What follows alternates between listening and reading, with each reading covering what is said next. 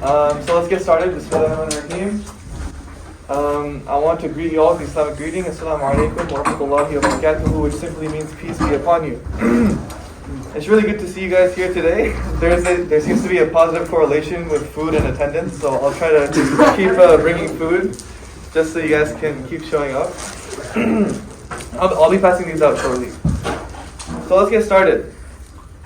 I have a friend who is an atheist. And he says, I am an atheist. But little does he know, as soon as he says, I am an atheist, he has already proved God's existence. How? Let's take a step back here. Sometimes when babies are born, they have seizures. And these seizures are because a part of the brain has been corrupted. So there is a procedure called a hemispherectomy, where half of the brain is removed from the baby. So next time you guys make a joke about someone having half a brain, be careful, because there might actually be someone with half a brain, so it could kind of be offensive. But I have a question. I want you to imagine that someone opens up your brain, or your head, and they split it in half. They take one half of your brain and put it in one body, and they take the other half of your brain and put it in another body. Which one of those people would you be? It's very interesting. Now, the reason why I brought this stuff up is because I want you to get the gears turning in your head. And I want to get you guys thinking about something known as consciousness. Consciousness is a very interesting topic, and a good place to start is always with definitions. So, what is consciousness? Let's get some input here. Anyone have any sort of idea? What is consciousness? It's metaphysical. Okay, it's metaphysical. We'll get into the specifics of that later. It's like the ability to think. It's the ability to think. Okay, so to be aware of yourself. Okay. Anything else? What else constitutes consciousness? What does it mean to be conscious? To be awake. To be awake. That is how it's used, Sarah. Overthink something? Overthinking. Yeah. Yeah. So the fact that you're thinking about the fact that you're thinking is like that. That means that we're conscious. Okay. So consciousness relates. You guys were right. It relates to our ability to think and have rational insight, to be aware. We have cognitive processes which are going on in our brains right now. We can think about things. These are the easy aspects of consciousness. But there is also another side to this really weird concept, and this is known as the hard problem of consciousness. Now, Daniel Bohr, a researcher, says, there are a lot of hard problems in the world, but only one gets to call itself the hard problem. That is the problem of consciousness. How 1,300 grams or so of nerve cells conjures up the seamless kaleidoscope of sensations, thoughts, memories, and emotions that occupy every waking moment. The hard problem remains unsolved. So what is this hard problem of consciousness? Like, why is this so hard? Well, in order to understand that, I'm going to pass out some snacks. So can I get a volunteer to pass these out? Anybody want to do it? You're eating, are you good? Alright, just give everyone one of these. We have enough. I think we have enough. And then, anyone want to pass these out as well? Okay. You guys can take, everyone take one red velvet cookie. If we have leftovers at the end, you guys can take the rest. And for Oreos, you can open it. For Oreos, take like 2 or 3. And then at the end, you guys can take the leftovers. Just one, Chris, just one. I can't do this on the rest. Yeah. So stay after if you guys want the rest of it. Okay. You're good. So the hard problem of consciousness is basically this. What is it like for a human being to have an inner subjective conscious experience? What is it like for someone to have an experience? And number 2, why do they have that inner subjective conscious experience arising from physical processes? So I want you guys to tell me, what does it mean to have a conscious experience? Like, what does it mean? What is a mental state? To like feel emotion. To feel emotion. So you could stub your toe and you could get pretty angry. You would be in a state of anger. Oh, Kedar, there's more people. At the same time, there might be someone in your family who you love. So when you love that person, that's also a mental state that you have. So the hard problem is basically this. I want you guys to go ahead and eat, okay? Now when you guys are eating the cookie or your lunch, I want you guys to really slow down and really think about what you're experiencing. You guys know how in Ratatouille, when the rat eats, like, he closes his eyes and then there's like bursts of color, right, in Ratatouille. I want you guys to kind of do that. You don't have to close your eyes, but as you're eating the cookie or your lunch, just really think about, how does it feel? You know, what do I feel when I eat this cookie? Is it tasty? Is it crunchy? Does it melt in your mouth? Like, what are you feeling when you eat that cookie? So that's kind of the social experiment. So go ahead, have a moment, really enjoy it, and we'll give you guys the rest after the meeting. But the hard problem is basically this. When you are eating that cookie, you are having a subjective, conscious experience in your mind as you're eating the cookie.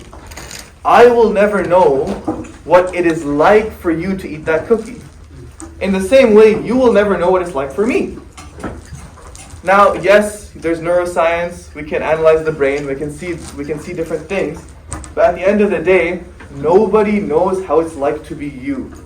You are the expert on how it is like to be you. No one will ever be able to experience that. Now, when it comes to consciousness, there's basically three schools of thought of substance theory. We're just going to be going over one of them, which is materialism. Now, materialism is the belief that everything can be explained using physical stuff. So there's no metaphysical things. So they say, well, we have the brain. There's neurochemical activity going on in the brain. And that brain activity is consciousness. That's what they say. So there's different schools of thought. Some people ignore the hard problem. Some people try to reduce it. But there's a few problems with a strictly materialistic point of view of consciousness. So anyone here know what an MRI is? What's an MRI? Sorry. I mean, it's like a scan that can be done on your brain, right? Yeah, basically, yeah. Magnetic resonance imaging. Yeah, so that's kind of the complicated way of saying it. But basically, it's kind of like a brain scanner, like Azaria said. So we can put you guys under an MRI as you eat the cookie. And as you eat the cookie, we can see, okay, there's certain part of the brain lighting up here. But is that consciousness? No. Because neuroscience is a study of correlations. They see how you're feeling and they see what part of your brain lights up. But consciousness and brain activity have a relationship, but that's it. They're not the same thing. It's just a correlation. It's just a relationship. If I gave you the periodic table right now, and when I say periodic table, I mean all the elements in the world, and I told you, make something conscious. Like, just build something conscious. You wouldn't be able to do it. If you have hydrogen, nitrogen, carbon, oxygen, all of these elements, I told you to make me something which is conscious, you wouldn't be able to do it. But if I gave you someone of the opposite gender, you might be able to make something which is conscious. Don't ask me how that's done, ask your parents. And let me know how that goes. So let me give you guys an example. Okay, I think this just goes to show that consciousness is not something which is physical. You can't just make it. You can't just take a bunch of rocks and leaves and grass and put it all together and make something which is conscious. Let me give you guys another example. And this is one of my favorite examples, which is, think about a boat. Anyone here been on a boat before? Okay, a few people. Okay, imagine you're on a wooden boat. And this boat is made up of planks, right? So this boat is made up of planks. I want you to imagine, if you start pulling off the planks one by one and replacing them with new planks. Okay? So you slowly take the planks off and you put new planks in their place. By the end of it, will you have a new boat? If you replace every single plank with a new plank, do you have a new boat? Yeah, you do. Because the boat that you have now is completely different materially than the one you started with. You've replaced every single part with a new part. So you have a new boat. Makes sense? Okay. Our body is constantly generating new cells. Every cell of our body is being replaced, including the cells in your brain. So does that mean 10 years from now, you're not going to be here. You're going to be a completely different person.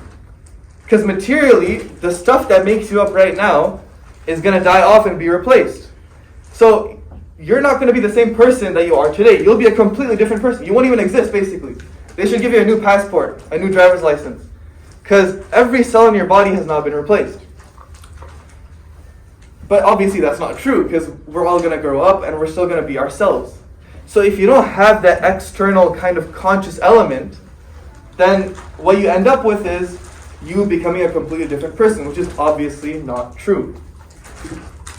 So let's talk about AI, because I personally find AI really interesting, especially right now. The industry is booming. Let me give you guys an example, okay?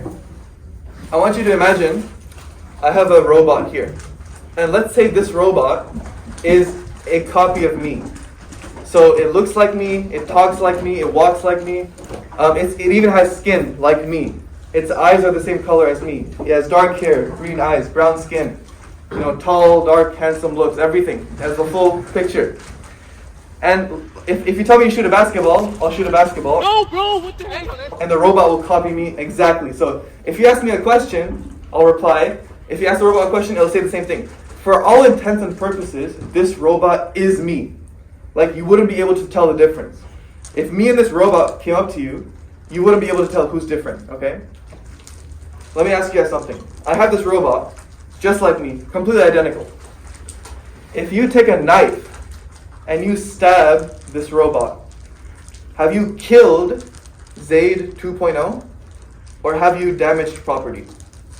Which one? We know it's dead. Because it's not working anymore. Because it looks exactly like me. And let's say you behead it, and then it doesn't work anymore. It's not functioning. Have you killed Zaid, or have you damaged property? You killed it because if the robot was the same as you, then the robot would basically have a consciousness. No, it wouldn't. It's just programming. So we're going to get into that. So that's a very good point he brought up. Yeah. It would be damaged because it's only the version of me right now. It's not actually developing. Okay, so I like that. So you're saying that the AI is created, but it's not created to basically expand and evolve and develop. Okay, I like that as well. So the reason why this is interesting is because it brings up the problem of AI, right? Can AI ever be conscious? Grab a snack. Oh, thanks. Of course. So in order to understand this example, where I have a robot cyborg clone of myself, we have to understand what computers are in the first place. Computers are literally just loops and conditions. That's it. So if I say to you, I love you, okay? That sentence has meaning behind it, right? When I say I love you, I'm not just emitting a random string of letters. A string is basically a sentence, right? But you can program a computer to say I love you. So when the computer says I love you, does the computer actually love you or no? No, you can literally just say, okay, Mr. Computer, say I love you, and the computer will say I love you. But the computer, it doesn't have meaning behind those words. So what I'm trying to say is that computers can manipulate syntax, but not semantics. Anyone know what syntax means? It's the structure of the sentence. It's the structure of the sentence. It's like the letters you use, the words you use. Anyone know what semantics means? The meaning. It's the meaning of the sentence. The meaning. Iman, grab some cookies for you. Oh, yeah, thank you. Just pass them over. That's fine. So when a computer says something, it doesn't actually have meaning behind it. So, for example, right? I'm going to say a sentence in English. Let's see how many different languages we can translate it into. Okay? I'm going to say, how are you? So in Spanish, I'm guessing that's como estás, right? Anyone have any other languages we can translate that into? How do you say how are you in your language? Salam. Salam? Yeah. Okay. Well, I know in Arabic it's kayfa haluk. That's one. And Farsi, it's hui. Kui? Okay. We got kui. Yeah. Okay, got it. So 5 around, my bad, sorry. Telugu, it's Atlaono. Etlo uno. Okay, that's 6. Hindi and Urdu, it's aap kaise hai? Aap kaise hai or kya hal hai, right? In Turkish, it's how like Yashis. Okay, I'm not even gonna try to say that. That's 8. Any other languages? Malayalam is China. Okay, so we got 9. Any more? Samana, you look like you want to say something. Don't go tonight. Stay here one more time. Remind me what it's like. And let's fall in love. Yeah. In Punjabi, it's kidda hai. Kedaya? Okay. There's like a slang in Korean where it's like arose. Okay. So, I think it's really nice to see, the diversity here. So, the thing is, we all said the same thing in terms of semantics, right? The phrase was, how are you? So, the meaning was the same, but the syntax was different. We said it in different languages. We said it using different words, different alphabets. But the meaning was the same. Computers, they don't know anything about meaning. All they do is semantics. You can train a computer to say yes is no and no is yes. You can do that if you want. So that's basically the difference between me and this robot. When I say I love you, I like you, I appreciate you, those words that I'm using are vessels for meaning. I'm conveying ideas. When the computer says I love you or I appreciate you, it doesn't actually mean those statements. It's just saying whatever it's programmed to say. So from that perspective, computers will never gain consciousness because they don't understand the meaning behind those words. Now, this is all interesting, but what does this have to do with the MSA? This isn't the Psychology Club or the Science Alliance. I think they had a meeting today. Thank you guys for coming here. This isn't the Science Alliance, right? So what does consciousness have to do with the MSA? Because usually, when you think of the MSA, you think of some dude with a beard preaching about God or something like that, right? Yeah. Why are we talking about consciousness and AI and these types of things? Well, the reason is because in this universe, we have conscious beings, like me and like you. So there is consciousness in the world. This consciousness, this state of consciousness cannot be explained using materialism or science. Why? Can you guys give me, why? Because science can do a lot of things, right? Why can it never tap into consciousness? Yeah. We don't know enough about the brain to make an accurate guess. Okay, so that would imply I'm making a God of the gaps argument, meaning just because we don't know, I'm just going to say God did it, and then maybe later down the line we'll figure it out. Unfortunately, I'm sorry to burst your bubble, but that's not the case here. That reasoning would work for something like the Northern Lights, right? Maybe back in the day people were like, oh, it's the spirits, but now we know why they happen. But that analogy doesn't work here. And the reason why is because consciousness is a first-person subjective experience. It's something that only you know. I will never know what it's like for Jonathan to eat that cookie. I will never know what it's like for Sumana to wake up in the morning and take a shower. I will never know what it's like for you to fall in love, or for you to hate someone, or for you to stub your toe. Now, yes, we have the brain, we have neuroscience, we can look at the brain and see things that are activated, but that's just a relationship. Consciousness and brain activity are not the same thing. To say that the neurons in your brain is consciousness is taking a huge leap, which cannot be substantiated using science and materialism. Again, though, why do you guys think I brought this up? Why is it in an MSA meeting? Do you guys have any idea why I would bring something like this up? Because usually here we talk about why God exists, morality, all this kind of stuff. What does consciousness have to do with anything? Chris? It's relevant to how, I think it's relevant to how Islam would think how humans were created. Yes, you're very right. So this kind of goes into the whole concept of the soul, okay? Because we already established that consciousness is something which is external to the human body. Because your cells are always regenerating. So if your cells are replaced, your consciousness should be replaced, but it's not. It's something which is external to your body. Something can only arise from something which has the potential to give rise to it. I'm going to say that one more time slowly, and I'll give you guys an example. And this is very important. Something can only arise from something else which has the potential to give rise to it. For example, if I have $10, right? I can give Iman $10 if I want to, which I do. But if I don't have any money, like right now, I'm kind of broke, I can't give her any money because I don't have any money. So if I give her $10, that's because I had $10 to begin with. Makes sense? I can't give her any money right now because I don't have, you know, I have a sticker if you want it. You good? Okay. But I can't give her anything right now, okay? Using the same logic, the physical world is cold, blind, non-rational, non-conscious material.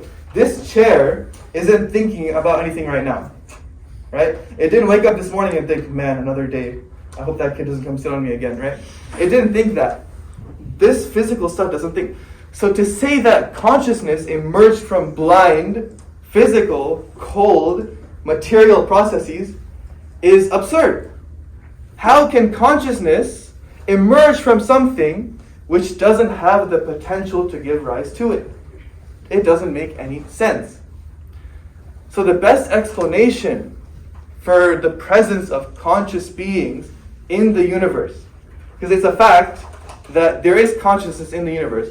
If we know that it can't arise from physical processes, then it makes more sense to postulate that consciousness was put into existence by something which had the potential to give rise to it, namely an all-powerful conscious creator. And this is why consciousness can also be used as an argument for God. And it is something science will never solve. Because like I said before, let's say I have an aunt, right? And she bakes some really good cakes. If she walks in here and puts, let's say, a giant cake right here, it's a huge cake, and we all start eating it, scientifically we can explain how the cake was made. So we can say, there was batter, there was water, there was milk, there was frosting, whatever. We can explain exactly how the cake was made. But we will never be able to know why she made the cake. Because consciousness is a first-person subjective experience. Science, by necessity, is a third-person enterprise and can never tap into the first-person world. Science is all about third person. The wavelength of this, the energy of that, the forces here, the forces there. It's never about first-person things. So going back to the hard problem. The hard problem is two questions. Two very important questions. What is it like for Kedar to have an experience? I will never know what it feels like for him to be him. And in the same way, you will never know what it's like to be me. That's only something that we know for ourselves. And secondly, how do we have these conscious mental states arising from physical processes? Those are the two questions. And the theistic approach, which I've told you today, is the most comprehensive and explanatory explanation. What do you mean by that? That we have right now. And it has yet to be challenged. So I hope this was useful, or at least interesting for you guys. If you guys want to grab some of the extra cookies, please do so. I look forward to hearing your questions. Next week, Tuesday, we have a meeting right here during lunch. Next week, Thursday, we have a meeting. And Thursday's meeting, if you thought these meetings were controversial, just wait until next Thursday. Okay? I know you don't like that, but it's fine. Oh yeah, questions? Yeah, but you guys can get going. Thank you guys for coming.